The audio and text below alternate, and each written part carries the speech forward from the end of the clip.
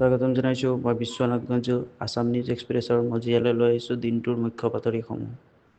দেশবাসীৰ বাবে ডাঙৰ খবৰ, ৱাকফ সংশোধনী বিধেয়ক পাৰিত।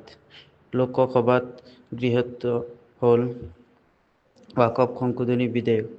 বুধবাৰে সংসদৰ নিম্ন সদনত এই বিধেয়ক দাখিল কৰিছিল কেন্দ্ৰীয় সংসদীয় পৰিক্ৰমা মন্ত্ৰী কিৰেণ ৰিজিজুৱে। এই বিধেয়কখনৰ বিৰোধিতা কৰি সংসদত উদ্ধত ভাষণ ৰাখিছিল কংগ্ৰেছ সাংসদ গৌৰৱ গগৈয়ে।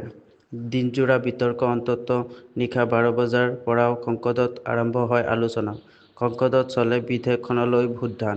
ভোটদানৰ অন্ততঃ অৱশেষত গৃহীত হয় বিধেয়কখনৰ পক্ষত 288টা পৰিছে, বিপক্ষে পৰিছে 232টা ভোট।